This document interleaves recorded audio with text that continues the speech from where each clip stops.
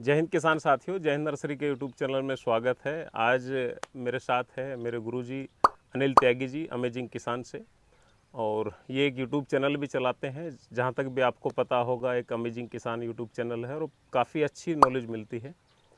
तो आज नर्सरी पे आए हुए थे तो सौभाग्य हमारा कि सर आए। तो आज हम जानते हैं कि जो किसान साथी अब बाग लगाना चाह रहे हैं और जुलाई में हमारे बाग लगने स्टार्ट हो जाएंगे पूरे देश में, तो मैं डॉक्टर साहब से जानता हूं कि डॉक्टर साहब, कोई किसान अगर बाग लगाता है तो वो क्या क्या ध्यान रखे और सबसे पहला स्टेप क्या रहे?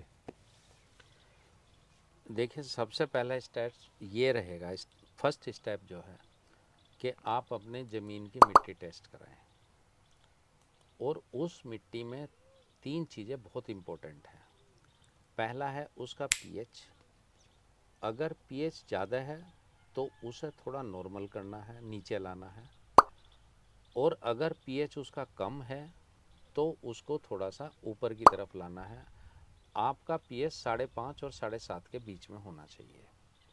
दूसरी चीज़ है ऑर्गेनिक कार्बन। जितनी ऑर्गेनिक कार्बन होगी 0.4 से अगर नीचे है तो आपको उसमें गोबर की खाद और वर्मी कंपोस्ट, बोन मील वगैरह जितना भी ऑर्गेनिक कार्बन है उसको ज़रूर बढ़ाना पड़ेगा। अगर ये नहीं है तो आप जैसे आजकल एक भेड़ा चाल चली हुई है, जैविक जैविक जैविक, तो जैविक की तो बात हो ही नहीं सकती। ये हुई एक बात। दूसरा पॉइंट ये है कि जब भी आप बाग लगाएं, क्योंकि बाग लगाने के बाद में उसमें कई साल तक बहुत ज़्यादा जुताई नहीं होगी, बहुत गहरी जुताई नहीं होगी। इसलिए आप दूसरा काम ये करें कि इस समय जब पूरी धूप होती है तो उसमें गहरी जुताई कराएं। पड़ाव यानी वगैरह कि से? जो 1.5 फुट तक नीचे ज़मीन से पलटी पुलाव बोलते हैं हमारी तरफ, और उसको 6-7 दिन तक धूप लगने दें। उससे क्या होता है, जो सोलराइजेशन होता है, सूर्य की किरणें बहुत अंदर तक जाती हैं और नीचे उसके स्पोर्स, जो उसकी जो कैपिलरीज होती हैं, नीचे पानी जाने की जो क्षमता होती है वो बढ़ती है और जो हानिकारक कीटाणु हैं वो सब खत्म हो जाते हैं। ये सोलराइजेशन का फ़ायदा होता है। उसके बाद उसमें रोटावेटर चलाकर उसको, खेत को समतल कराएं। और समतल कराने के बाद में अगर आपका जो ऑर्गेनिक कार्बन है वो कम है, 0.4 से कम है, तो आपको कम से कम, अगर 0.4 से कम है, कम से कम 2 से 3 ट्रॉली प्रति एकड़ उसमें सड़ी हुई गोबर की खाद डालनी है, या 1 ट्रॉली जो वर्मी कंपोस्ट है 1 एकड़ में वो डालना है। और एक चीज़ का और ध्यान रखना है कि उसमें जिनको ट्राइकोडर्मा और सुडोमोनास, ये दो जो बायो एजेंट हैं, इनको अवश्य मिलाएं। पहले इसे मल्टीप्लाई कर लें, मैंने इसको बताया भी है कहीं वीडियो के माध्यम से। और ये सब बातें मैंने एक बाग लगाने से पहले की एक सीरीज बनाई थी जिसमें 4 वीडियो, उनको भी देख सकते हैं। तो उसको 1 किलो 1 एकड़ में, पहले 1 क्विंटल वर्मी कंपोस्ट में या खाद में उसको ले लें, मल्टीप्लाई कर लें 1 किलो 1 एकड़ के हिसाब से। और इसी तरह सुडोमोनास को, और उन दोनों को मिलाकर उसमें डालें।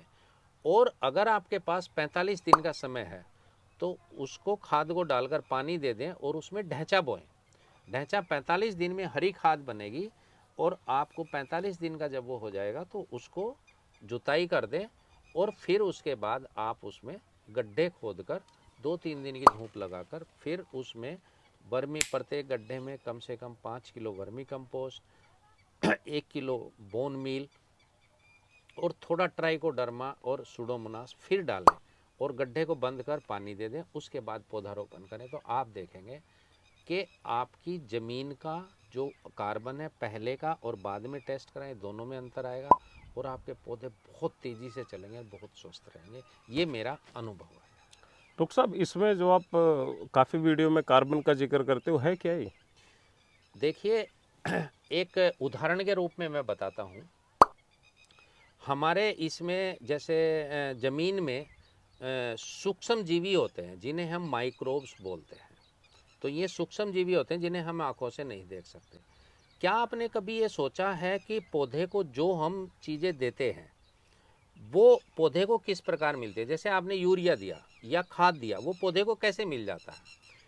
उस पौधे को ये सूक्ष्म जीवी ही पौधे को उपलब्ध कराते हैं। जितनी भी ये आपके तत्व होते हैं, इन सब को घुलनशील अवस्था में बनाकर पौधे को देते हैं। साधारण रूप से मैं बता रहा हूँ, मैं ये ऑर्गेनिक और इनऑर्गेनिक फॉर्म के ज़्यादा बायोलॉजी में नहीं जाऊँगा, कि इनको आप बनाते हैं। ये उसी प्रकार सत्य है जिस प्रकार आपकी रसोई में दाल भी रखी है, आटा भी रखा है, चावल भी रखा है, नमक भी रखा है।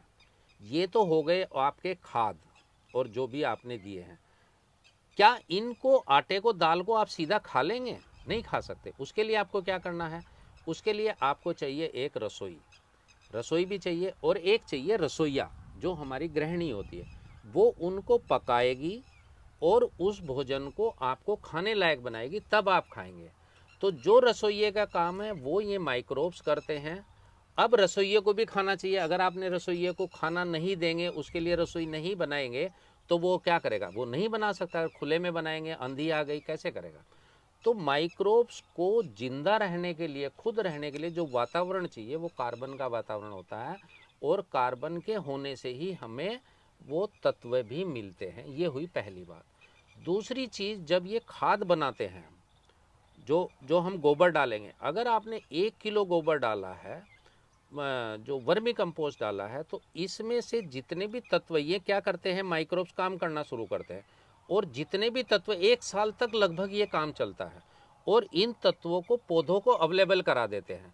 उसके बाद में जो बचता है उसमें कुछ भी नहीं होता, उसे कहते हैं ह्यूमस।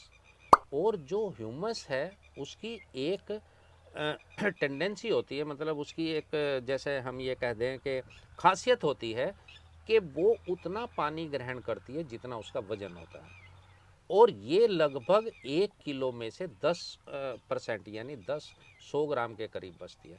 तो कार्बन होने से जीवाणुओं को अच्छी तरह काम करने का माहौल मिलता है, उससे ह्यूमस बढ़ती है। ह्यूमस बढ़ने से आपकी पानी की जो ज़मीन की धारण करने की क्षमता है वो बढ़ती है, और इसलिए ये कार्बन बहुत महत्वपूर्ण चीज़ है। डॉक्टर साहब, जब बागवानी में आपने खाद वगैरह की तो बता दिया, पीएच बताया, ऑर्गेनिक कार्बन, एक होती है इलेक्ट्रिक कंडक्टिविटी। हाँ, पानी का स्थिर पीएच वो कितना हो पानी का? नहीं, पानी का पीएच अलग है। पानी पीएच तो हमेशा 7.5 तक होना चाहिए, ठीक है।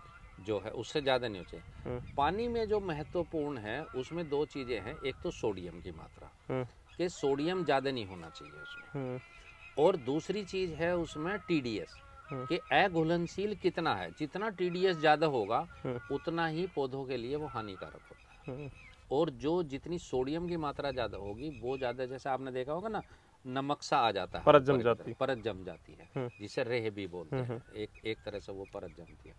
तो ये चीज़ हानिकारक है। ज़मीन की मिट्टी के टेस्ट और उसके बिल्कुल अलग होते हैं। उसमें टीडीएस और सोडियम, और ये इम्पोर्टेंट होता है पीएच, ज़्यादा नहीं होना चाहिए।